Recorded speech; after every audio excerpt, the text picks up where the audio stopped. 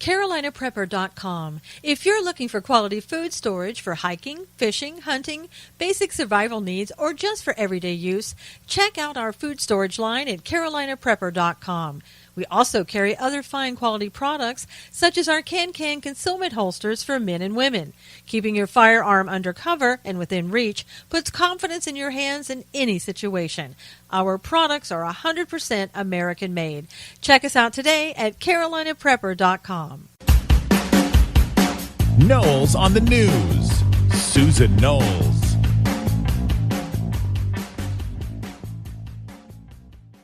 Well, I hope you're ready for some ranting today, because I'll tell you, I've just had enough today. Watching the Rod Rosenstein hearing, if that's what you want to call it, from this morning was just more than I can bear. I mean, typically you know what you're going to get. You're going to get a lot of grandstanding from the left. I mean, that's what we always see. But this just, I don't know, went so beyond the usual. And it's, if you're like me, you're seeing it and you're saying, you know, it's just getting worse. It really is just getting worse. So this morning we had Mr. Nadler from New York. First thing he did, you know, we're here to talk to Rod Rosenstein about a lot of things. You know, Mueller, the investigation, how it's going, how much money we spent, what are you going to do to stop it because it's out of control. But Mr. Nadler, he had different things he wanted to talk about today.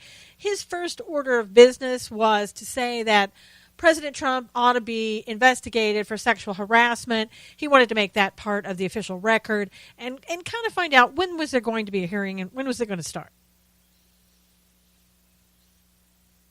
And, I mean, he went on and on about the president, saying that, you know, we need to stop this president from damaging constitutional order, you know, covering up people who wanted to cover up for the president. And he was talking about Peter Strzok. I know you remember him. He's the FBI agent who had to step down after about 10,000 text messages that were anti-Trump that he sent to his quote-unquote alleged mistress at the time. And Mr. Nadler said, now this is exactly what these people are saying. He said that Strzok didn't say anything that the majority of Americans weren't already thinking about President Trump. You know, the audacity of these people. Let me just tell you a little bit about what Mr. Strzok, this upstanding FBI agent, said about President Trump during his tweets to the top FBI attorney that he was, quote-unquote, seeing. He said that Trump was a loathsome human, an idiot. He made pro-Hillary statements. He said Trump is awful, and Trump should go F himself. Now, that's only a few of the ones that Mr. Strzok made. And that doesn't seem to be a problem to Mr. Rosenstein. And Mr. Nadler goes, and I'll tell you why in a minute. Mr. Nadler goes on and this morning and saying, you know, I understand Trump wants this investigation also that he's bringing forth about Hillary and the Hillary emails and the FBI and the corruption or the bias, let's say, in the FBI. The bias that has come from people like Peter Strzok and Andrew Weissman and Jenny Rhee, and I can go on, Bruce Orr, just some of the names that have come up that are very much pro-Hillary, that have done things that are just, in anybody's mind, except those on the left, borders on more than bias, maybe towards the criminal, but, you know, nothing's going to happen to them, so let's just move on. He said there can't be a special counsel appointed because there's no criminal investigation that warrants it, and there's no review that's been done by the DOJ, and guess what? Rod Rosenstein said, you know, you're correct. You're correct. So he can't, Rosenstein, too, is very careful. I can't talk about it. Here's what I say. What happens in Fight Club stays in Fight Club. That was kind of Rod Rosenstein's opinion on everything. If you're asking me and you're a Democrat, I can suddenly talk to you about things. But if you're asking me questions and you're a Republican, Rod Rosenstein's not going to answer your questions. oh gosh, I can't talk about that. It's an investigation, on and on and on. But he was fast to say, very quick to say, there can't be a special counsel appointed if there's no criminal investigation that would warrant it, and there isn't an assessment that's been done by the DOJ. So in other words, because we had Comey that stood up and said Hillary Clinton is a saint back in his July 5th speech that he gave, and he didn't quite say she's a saint, but for all intents and purposes, that's what he meant. Since he said that, well, there's nothing criminal, because he said we're not going to prosecute her, so therefore there's nothing criminal. Hillary is a saint. Let's move on. So since he said that, Rosenstein says, yeah, there's no criminal investigation, nothing here that looks criminal. Oh, really? Nothing that looks criminal. Okay. And let's not investigate to see if there was anything criminal. I mean, you could stack it high on a desk of all the reasons why it looks criminal about the Hillary emails, about Strzok, Peter Strzok again, Mr. FBI agent, who interviewed Hillary when she wasn't under oath, everybody else was, who also talked to Uma and Cheryl Mills and let them go, even though it's been shown, or alleged, I should say, that they probably were lying to the FBI. But that's okay, because they're Democrats. That's okay. We let them go, but then we got Flynn. And I'm telling you, it was like watching Barney Fife today, sitting at a table. This is our deputy DOJ, right? The deputy attorney general sitting at the table, looking and acting like Barney Fife, in my opinion. Sorry, he did. I can't get the image out of my head. And every word was a sniff. He sniffed into the microphone after every word. I don't know if that's nerves. I don't know what it is. It drove me insane. Maybe that was the point. Hoping you wouldn't listen if you were driven insane. I don't know. But he sat there, and all he could talk about, when asked again by a Republican, did Mr. Mueller go outside the scope of what he was appointed to do? I've never heard such legal wrangling in all of my life. I mean, it would have been comical if it weren't really happening. In reality, that Mueller appears to have gone way out of the scope of why he was appointed. But Rosenstein had an answer for that. Well, now, first of all, what do you mean outside of the scope? Oh, let me explain to you what the word scope is, and then I'll try to go around reasons why I can't tell you about what a scope is and what is meant by that. And in my talking with Mueller about a scope, I mean, it was ridiculous. Can I say it was ridiculous? Here you go. Rosenstein, did Mueller go outside of the scope of his investigation? Yes or no? And if so, did you give him permission to do that, which he's required to do? We couldn't get a straight answer. All we got was, well, I've met with Mueller to clarify some things. Okay, what? What did you clarify? Well, I can't talk about that. What happens in Fight Club stays in Fight Club. We can't talk about that. But we can talk about the fact that we've had meetings, and I've offered clarification. Okay, does clarification equal giving permission to go outside scope? Well, again, I just want to say that I clarified some things. And all he could really say is that, look, I'm overseeing everything that Mueller does. I'm in charge. I'm Mr. Oversight. And he's doing a great job. Great job. And you knew it was going to go like this. I mean, seriously, if you thought he was going to come in there today and say, you know what, Mueller's really screwed up this investigation. Unfortunately, I oversaw all of it. I'm sorry for having him spend over $7 million for nothing. And it's really been nothing. We've got Flynn for lying on 2 occasions to the FBI. Nothing else. No other crimes. That's it. I mean, if that's what you really expected him to do, and I know you didn't, but he obviously was never going to do that. He's going to do like everybody else. You come in there, you give as little information as possible. You have the left tell you how wonderful you are. The woman from California, Lufgren. Oh, you've been a career attorney your whole life, right? And you've worked for the people of the American public, and you've done such a great job. And oh my God, I was waiting for the harps to start playing about how angelic this guy really was. You know, keeping in mind, this is the same guy who was head of the investigation under Uranium One, whose boss was Mueller. I mean, my gosh. And we're supposed to sit back again. Nothing's happening just because all of these people under Mueller, everybody he picked is either somehow connected with Hillary Clinton or represented the Clinton Foundation people, gave donations to Hillary Clinton, goes to personal parties with them. I mean, whatever the case is. We're supposed to say, don't worry, be happy. Mueller's taking care of all of that. You know, he put together a biased team. If he had any foresight at all, he would have known that those people were connected in some way or the other to Clinton, and probably wouldn't be good to have them on his team.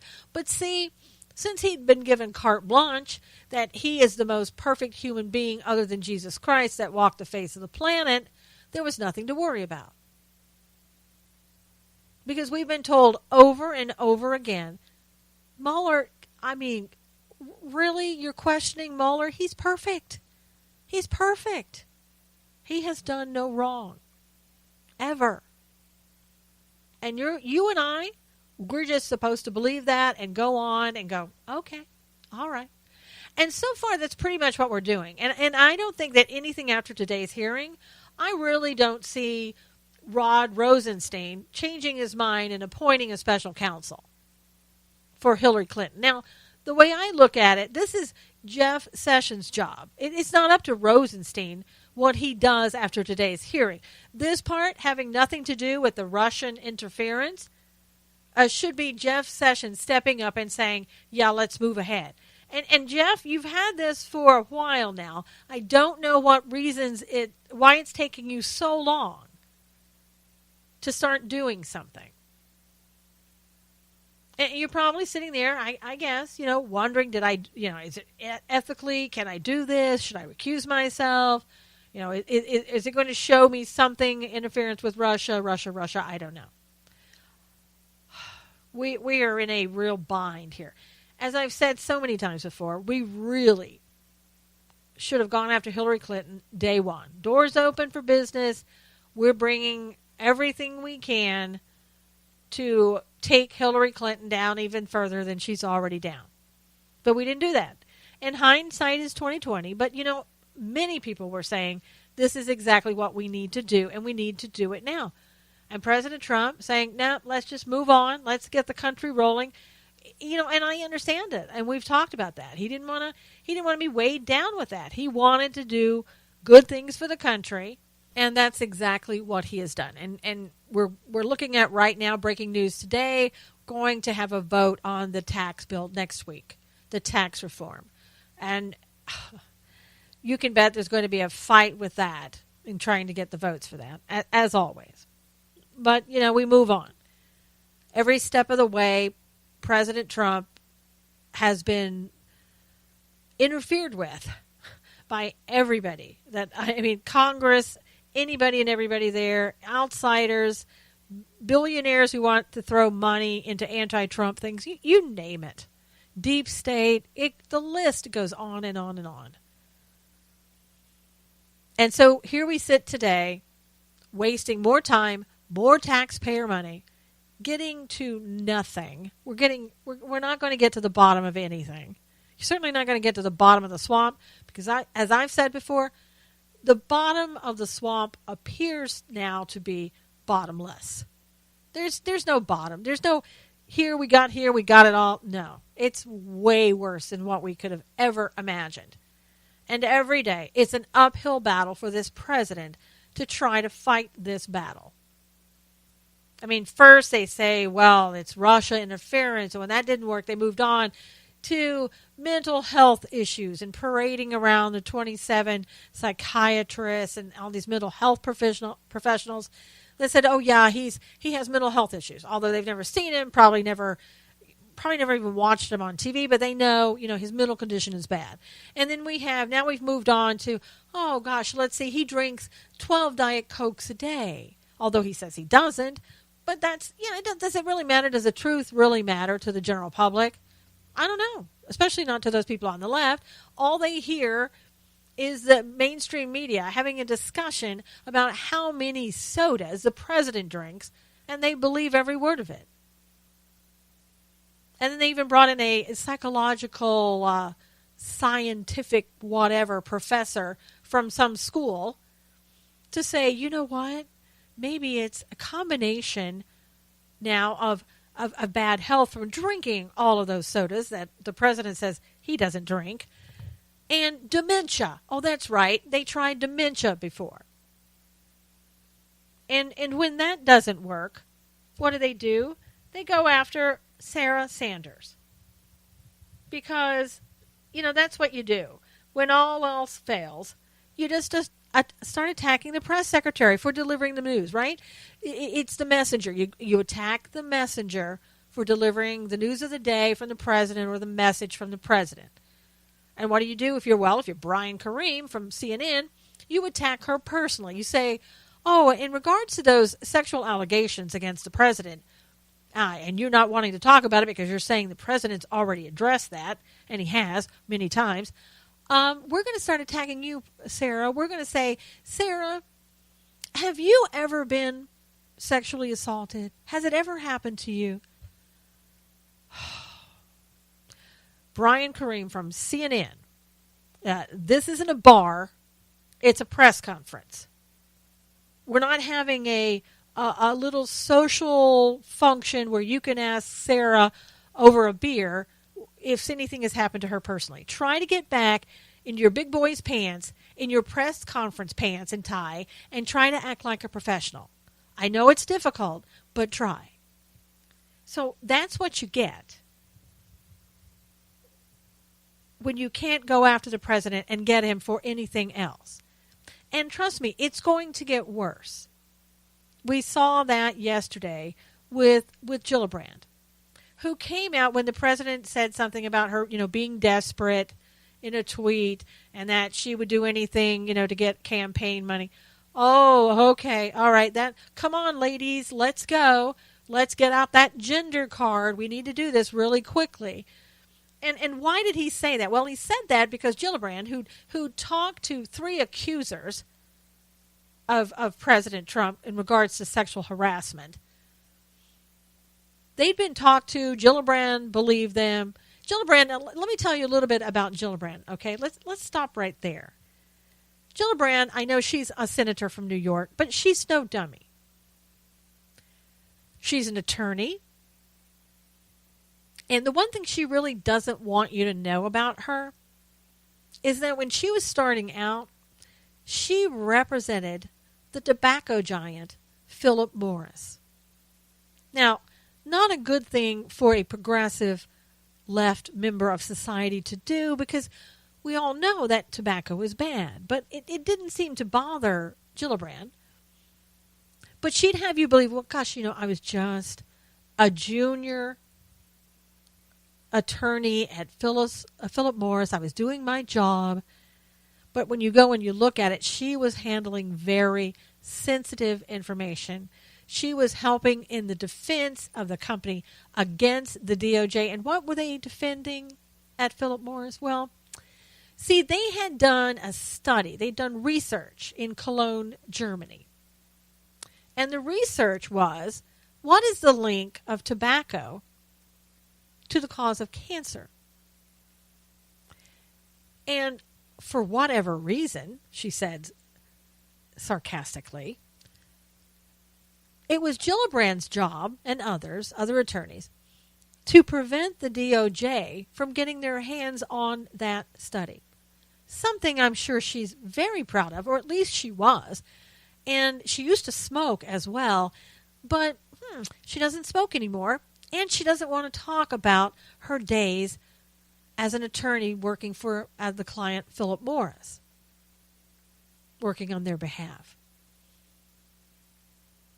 So now, what has she done? Well, she's calling for the resignation of the President of the United States based upon these women coming forward. And now these women, let me just briefly tell you again what they said. One said, I was sitting naked under a robe as I was getting makeup put on in a pageant, and he walked in the room. Okay, first of all, if you're under a robe, I don't care if you're naked or not, that's your choice. And if you're covered by a robe, you're no longer naked. Just saying.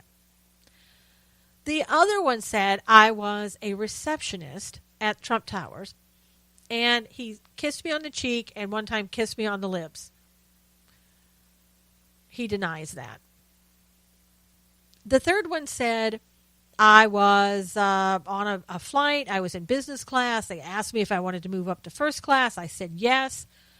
I sat down next to the president. Well, he wasn't the president then. Oh, gosh, we forgot that, right? And but he was Donald Trump, very rich and famous Donald Trump. So she sat next to him on first class. They had their dinner. And for whatever reason, right after dinner, he was all over her. Those were her words. And then he even tried to put his hand up her dress. Those were her words. And she jumped up and got out of first class. Now, the guy sitting across from her, watching all of this, said it didn't happen that way. Okay, he said, she said. Now, Gillibrand knows as an attorney that everybody's entitled to due process. Everybody. That included Roy Moore, Al Franken, Conyers, Franks, and anybody else that's accused of something like sexual harassment or some other crime. And she also knows, under the Sixth Amendment, that you have a right to confront your accusers. Everybody should have that right. Now, again, this is in criminal trials. And these women aren't saying that a crime happened. They're not even saying that they're not even wanting to file a police report. And they're not even wanting to sue in court. So I don't know why we're here. Why are we here then? Well, there's a reason that we're here, but let me finish. For me, if you go and you file a police report, that's going to tell me that you have some legitimacy in what you're saying. And I'm going to pay attention a little bit more to you if you do that than when you just sit and say, well, no, as one of them said, and actually I think all three, but one in particular, the one who said that she was kissed in Trump Towers on the cheek and then on the lips, she said, I think it's better to try this in the court of public opinion. So in other words, when you're tried in the court of public opinion, you have no recourse. If a woman or a man accuses you of something, then they are to be believed and you are to be, quote unquote, convicted. But nobody wants to go forward with this for any other reasons because we just want to do it in the court of public opinion. Now, the reason they want to do it in the court of public opinion is because they don't want to have a trial. Miss Gillibrand doesn't want to have to, eat crow. Again, as an attorney, she knows about the Fifth Amendment. She knows about the Sixth Amendment. So instead of saying, the president and everybody else who's being accused of something needs due process, needs to be able to call witnesses, confront their accusers, whether it's for whatever reason. What did she say instead? Oh, I think the president should resign. I'm calling on him to resign. And that's when the president said, she would do anything for campaign funds or whatever, and immediately, what does the press do? What does the mainstream media? Oh my gosh, listen to that sexist tweet that President Trump tweeted out just now. And of course they carried it over into the White House press conference about the quote unquote sexist tweet that Sanders clearly said he has said against men and women, those same type of things before. So what do we really have here? Let me break it down for you. What we really have here is a Democrat presidential candidate wannabe, Kirsten Gillibrand. That's number one. Number two, she wants to make a name for herself so that you will remember her and that you'll vote for her as a presidential candidate, if she's lucky and to become the nominee, if she's lucky enough to get called to do that by her party.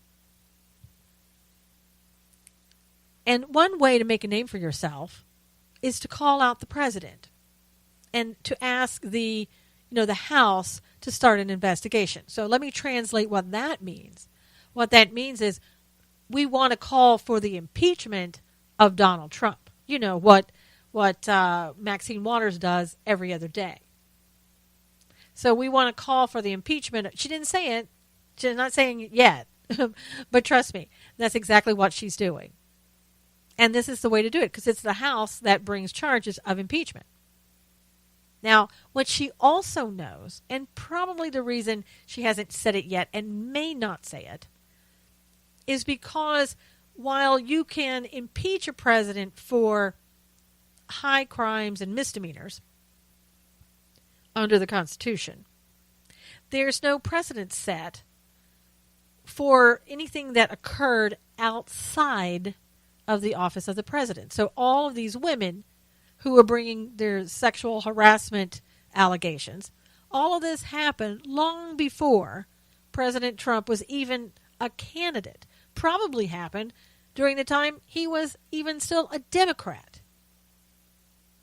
So there's really nothing here to use, but it doesn't matter to the left.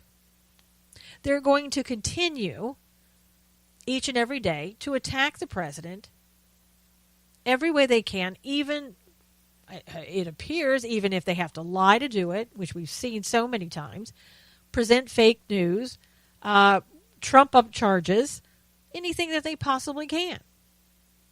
And then again, as I said earlier, we had Nadler from New York coming out under Rosenstein and saying, I want it on the record, we've asked for a House Ethics Committee investigation of the President of the United States. Wow. It's so much garbage, but so much garbage that keeps going on every day and that people believe.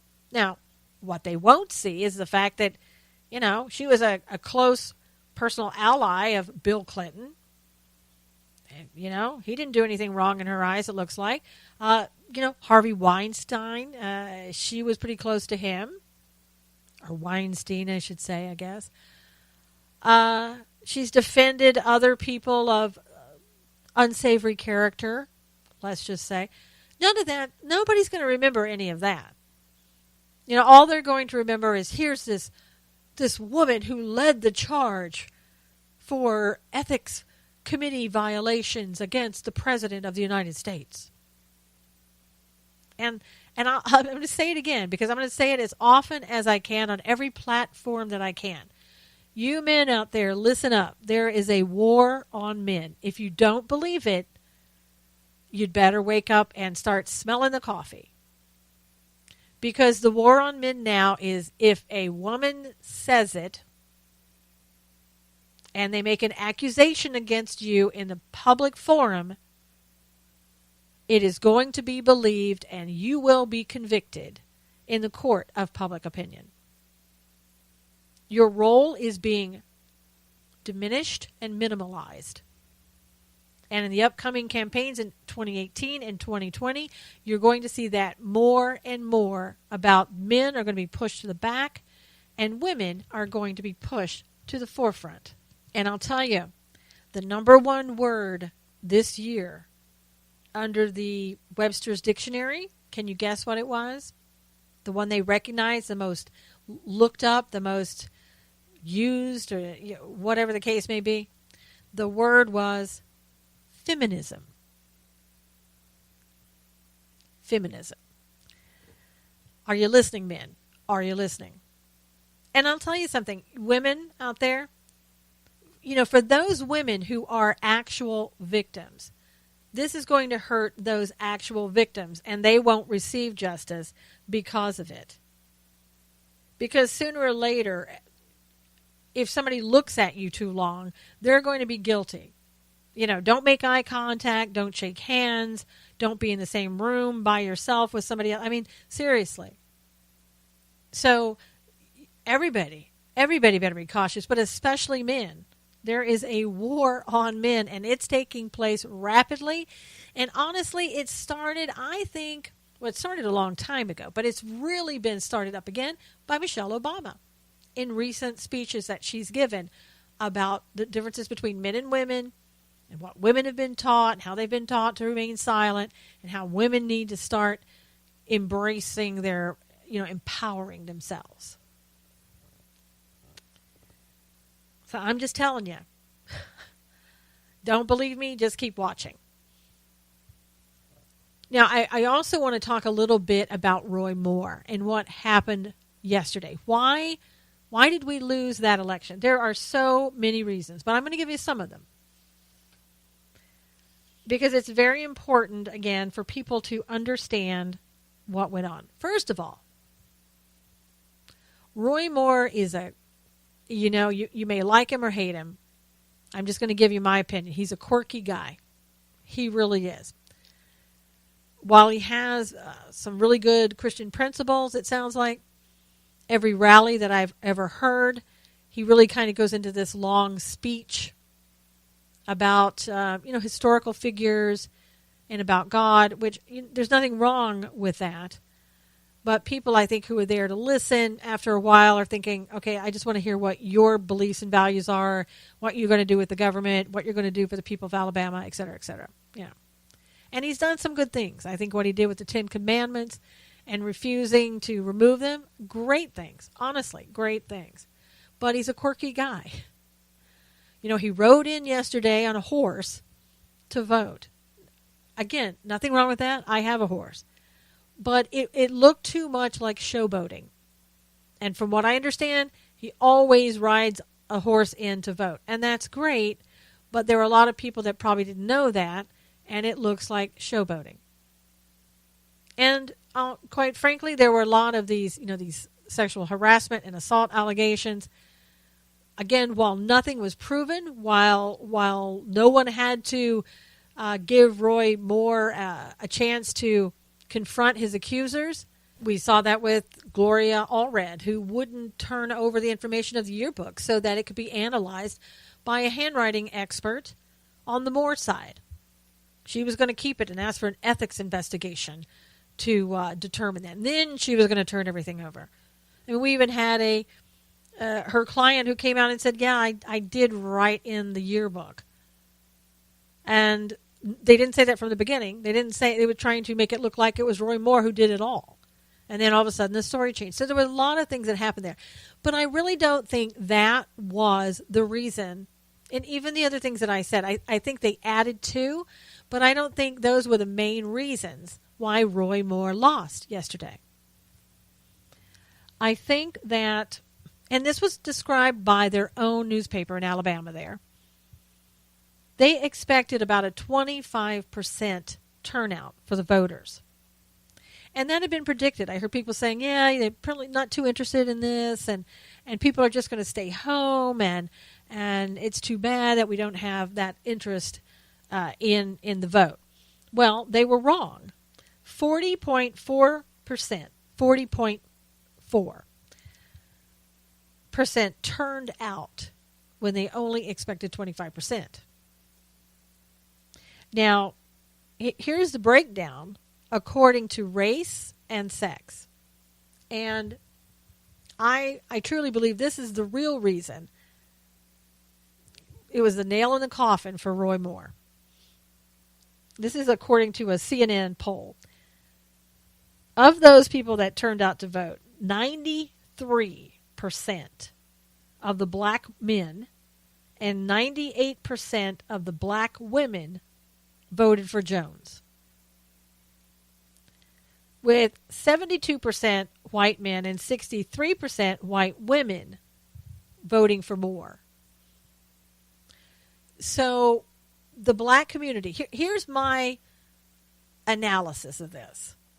You had tons of money being poured in there Some came from Evan McMullen. You remember him, Mr. Third Party Independent UN volunteer with CIA links. Anti-Trump, let me just throw that in. He has a new organization, and he put about $500,000 into an ad that was anti-Roy Moore. And other people threw a lot of money in there. But what we also had was Mr. Deep State, Obama, who was robocalling his constituents. Why do I say his constituents? Let's be honest. For 8 years, Obama really did nothing for the black community, but they don't seem to care. What they seem to care about is it was Obama calling. Obama said, vote for Jones. And so instead of being angry about Obama doing nothing for them, what did they do? They went out and they voted for Jones. And I know some people say, well, it's not a big deal. We didn't get him, but he's only got two years to be in that position as Senator Doug Jones. Okay. That doesn't make me feel any better. What happens when we go back and we vote in Alabama again for a senator? What's to say that Doug Jones isn't going to keep his seat? Especially if you have a high turnout. And why wouldn't there be? Because they'd be very interested again in keeping Doug Jones in his seat and not allowing the Republicans to take it back. So we're not out of the woods by any stretch of the imagination. And other people were saying, well, if we had Luther Strange, we wouldn't be in this position. Maybe, maybe not. I don't know. But here's the thing. The people of Alabama, the ones that voted between Luther Strange and Moore, didn't like Luther Strange. And they wanted more. And they showed that by their vote. But during that time, only 15% turnout was reported. So, again, when you get the black community, when you get them, if you get them excited and enthusiastic about voting, which they were this time, thanks to Obama, then typically they are going to vote for a Democrat. And that's exactly what they did. A pro-abortion, anti-Trump, anti-borders, everything that, conservatives want, he's totally against. That's who got in. Now, for me, it's hard as a Christian to understand how black, white, Asian, Hispanic, or otherwise could go and vote for somebody like Doug Jones when he's so, when he's pro-abortion and it's so anti-biblical. But a lot of people, they don't look at that. It doesn't matter to them. I could see them putting in a write-in candidate because it was against their principles. But to vote for a person that is pro-abortion is just hard to understand. But then again, Obama got in twice, and he was pro-partial birth abortion. So, nothing should surprise you. But I'm just saying it's hard sometimes to watch that happen and to see people doing things like that. Now, there are a lot of people are saying that it was a referendum against sexual predators, and that's why he got in. And see, I don't think so. I really don't think that was a majority of what it was. I think it was, people like to say that because right now everybody is having their anything they did exposed, right? Anything that you may have done 20, 30, 40 years ago is being exposed, and it is the absolute moment for feminism that's going on and to bring up everything and anything that anybody ever did to you. And again, I'm not putting down those people who are actual victims. I'm just saying it's very politically motivated on, like the Me Too cause seems to have really become very politically motivated. And that's what we're seeing. So I don't think it was necessarily that people bought that he was a sexual predator and that's why they didn't vote for him. But that could have been a small part. And again, when you look at who's coming up in the ranks there as voters, I talked to you before about the millennials. You've got a mere 14% of young Americans believing that America is generally headed in the right direction. They fear that the fear currently outpaces hope for our future, 67 to 31%, and nearly 80% of millennial Americans are concerned about the state of race relations today, with 68% of blacks and 46% of Hispanics claiming that their race is under attack a lot. And I think, we're seeing it every time when they show up at the voting booth, like they did in Alabama. They look at somebody like Roy Moore and say, well, we're under attack and we got to get rid of Moore. We got to get Jones in there because he's going to be on our side. And I think Jones was even promising we're going to get you jobs. Well, the only way you're going to get them jobs is because President Trump created jobs, because you Democrats haven't done anything in regards to jobs for the past 8 years. In fact, you've told us, get used to it. It's a new normal. Unbelievable. But now we have people on McConnell's side, Mitch McConnell, that considers the Moore loss as a sign that Bannon has lost his influence on the voters. And, to tell you the truth, I don't know how much influence Bannon had. I think people like to listen to him speak. They turn out, they clap, and they like to see him. But at the end of the day, I don't know that he has that much influence, especially over people in the South. People in the South don't necessarily like you coming in and trying to tell them how to vote. We saw that in Georgia in that election, where the guy had spent so much money and he had Hollywood coming in to Georgia and saying, you need to vote for this guy over the female that won. And Georgia's like, you don't come in here telling us how to vote. We're from the South. We can make up our own minds. And I'm telling you, that's how Southerners are. So I don't know that it's so much against Bannon himself or that he doesn't have influence. But I think people in general in the South don't want you telling them how to think and what they should do.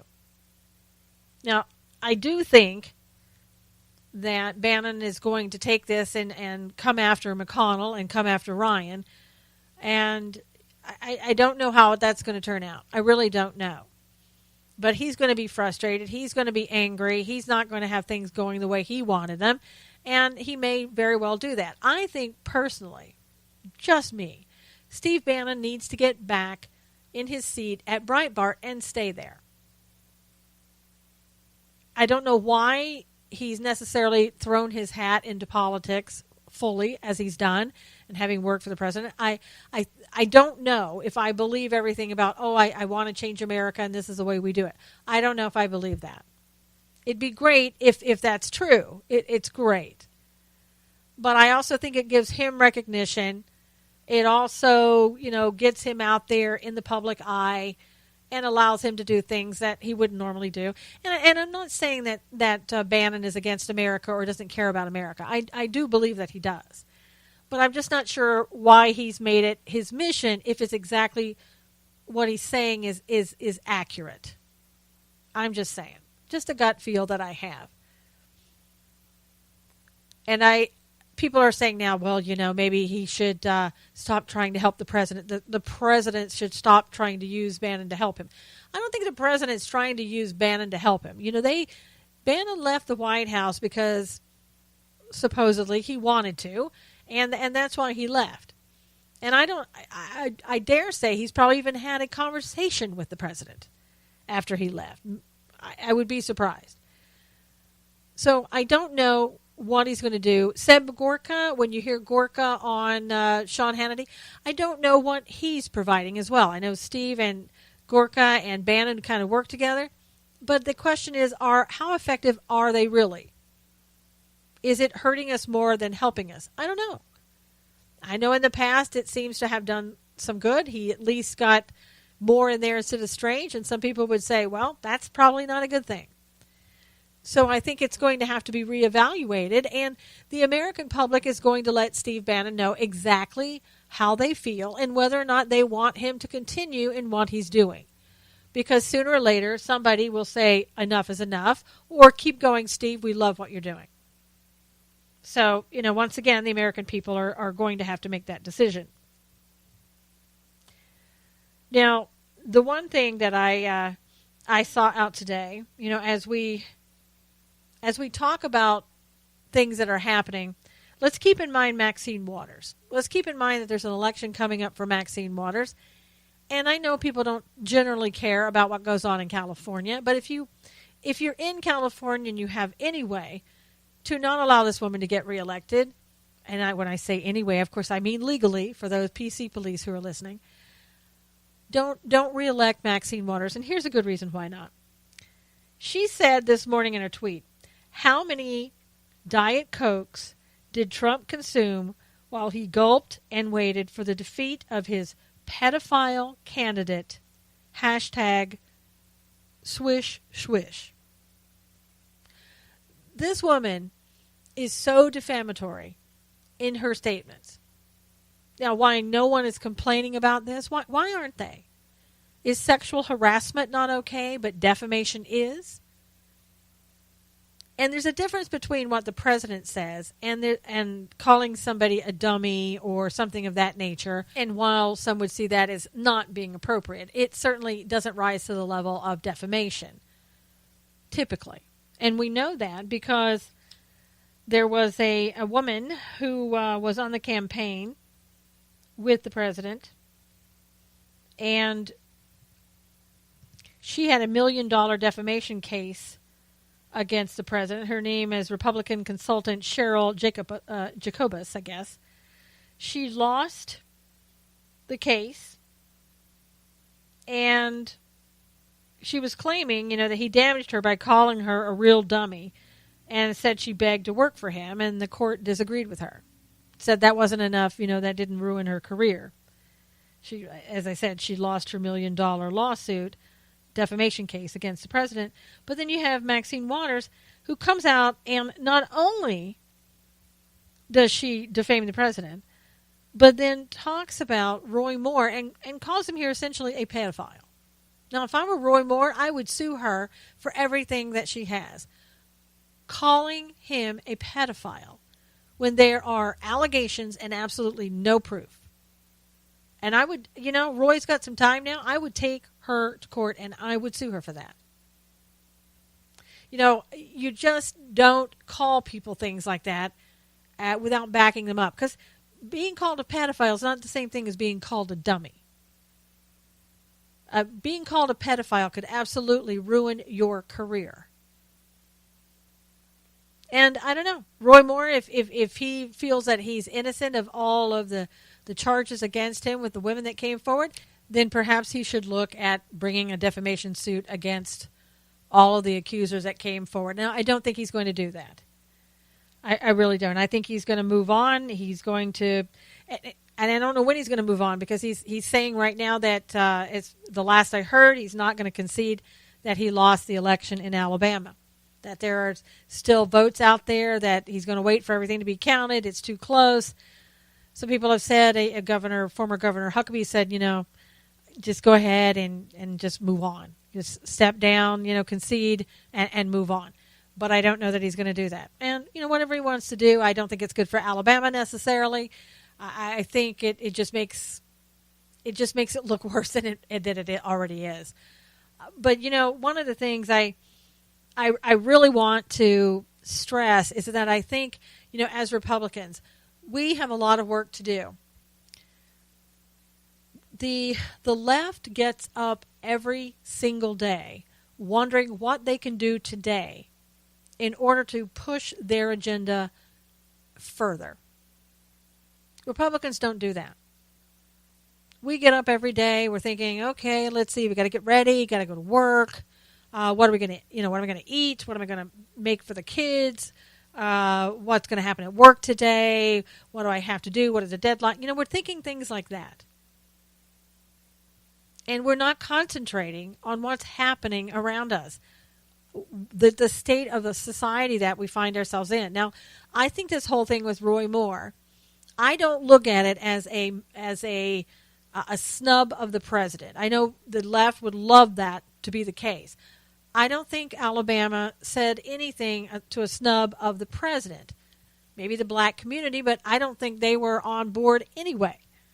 It seems like the Republicans have a very hard time of getting their message through to the black community, and frankly, I don't know that that's ever going to change.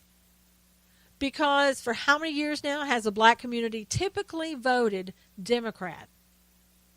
It just happens. And we've tried so many times and saying, hey, why would you do that? Look at X, Y, and Z and on down at what the Democrat Party has done to you. And they don't care. They still vote Democrat. So I'm not sure what the Republicans can do, but I can tell you what we're doing is not enough. We don't concentrate fully every day on what it is that we need to do to push our agenda further.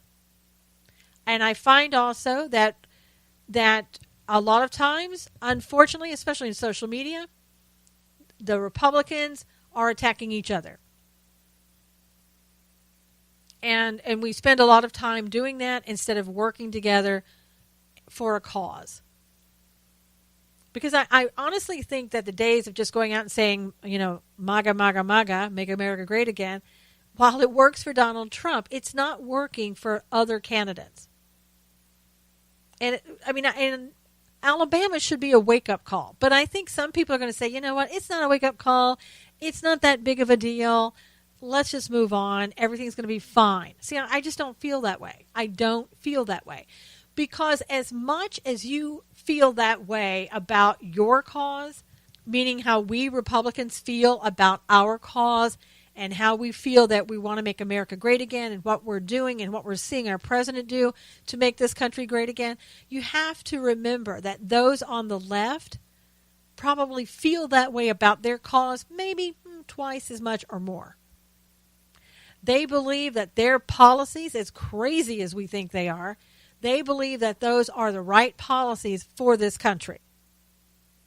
They believe that the new normal should be that everybody has to suffer. That if you're not getting a job, that's okay. Do art instead. Stay home. Let the government take care of you. And let's not make America greater than any country. Let's all suffer together. That's what they believe. And they believe in it strongly. And they believe that you should feel that way strongly. And whenever you hear somebody saying new normal, you know they're progressive. And I say don't accept what they say is the new normal, and I know you don't. But you're going to have to work harder. We all are. In order to get our message out. I mean, do you see how much money that they pump in to every election to get people to go out and vote Democrat? People who have sat there with no money in their pockets for 8 years because Obama took everything. And yet we're starting to see that, money's coming back, jobs are coming back, businesses are coming back to the United States and having to stay here. Things are turning around, on and on and on. We didn't make some big advances that those people on the left would have wanted to see that may have swayed them, meaning tax reform, tax cuts for people who are middle class and below, right? If we had had those in place before this election, might have been better. Might have, maybe. Hard to say. Or if we'd had, insurance for everybody, but we didn't have this ridiculous Obamacare and nobody able to afford it, and the monthly premiums going to the roof for everybody, that might have made a difference. Maybe not. But that's what people look for. And see, all they've been told, even on the tax reforms, you're not going to get a thing. This is just for the rich. Obamacare, they want to get rid of it because they want to take your insurance away from you and leave you with nothing. And again, they're very good at getting out the message. We aren't. We aren't. You know what we're good at doing? We're good at playing defense. And defense doesn't win the game by itself. We need to be on the offense all the time. We need to be proactive rather than reactive. We're so reactive that it's unbelievable. And we think it's all going to be taken care of. And we think, why wouldn't somebody just see what we see? Why wouldn't somebody understand that this is the better way to go? Well, they don't. They don't. And unless we start doing more and becoming more proactive and start thinking about how we are going to win on a daily basis, It's not going to happen. You're going to see more and more people that go out there and say, well, the government just gives me nothing. I don't have food on the table and money in my pockets, and I'm not seeing anything that I like, so I'm just going to go ahead. I'm going to vote for Democrats again. And you'll see more and more people who are going to believe that. Why? Because you got people like the deep state Obama who's still here, still pretending to be president, still, very influential among people. And he's going around to all of these foreign countries. Anywhere the president goes, Obama goes either before or after, acting as the deep state president. And people, unfortunately, are buying it because they were taught for 8 years that he was, quote unquote, a god in many ways. And we brainwashed our millennials, unfortunately, not all of them, but a lot of them, to see it that way as well. And we continue to brainwash kids in school to believe the same thing. I mean, I don't know what to say. If everybody tomorrow who's a conservative would go and take their kids out of public schools, man, you'd see a change right away. And if you raised them and taught them at home what the truth is, truth about the history, truth about where we're at, truth about what needs to be done, truth about the conservative values, and on, you would have a different world. But for far too long, we've allowed the left and the left's philosophy to control our country. And you know what? They still have a very strong hold in this country. And every single day, their job, you know what it is lately? It's how do I impeach this president? How do I get President Trump out? Because as long as President Trump is in and he's making advancements and benefiting us and benefiting the country, they lose. And they know that. And the more seats that they can get from us and the more they can, inch towards taking back the Senate, which they're on their way to doing, the better they see it. The more chaos that they can create, they hope that the less that President Trump can do, but the more chaos they can create, the more they stay in control. We need to, as conservatives, as we're pushing our politics and our agenda proactively, we need to also be praying as fervently as we've ever done before. We should be praying every single day for this country, for this president, for this entire administration, for each other. Because things need to get better, and prayer helps, and prayer works. Bottom line, God is in control of all of this. We are going to see things get worse. It's already right there in the end times. But we need to continue doing what we were put here to do. And that is continue with our principles as Christians and Judeo-Christian principles, espousing those throughout the world and helping people see the real light, the true light, and teaching them what is the truth. And that's what our conservative values are. It's the truth. And our conservative values help America. We just need to show the rest of the country what that is and why they're being lied to. And we can't do it by sitting on our couches. We can't do it by arguing with each other. We need to get out there. We need to make a difference each and every day. And I know it's hard. And some days I can tell you, people want to quit, and I get that. But let's get out there and let's encourage each other, encourage our party, encourage people who are doing the right thing. Don't give up. Alabama was one race. Continue to fight until we get a strong hold on the House and the Senate, and then we keep it. And then we keep our president in the United States. Don't give up. Until next time, God bless you. Take care. See you again next time.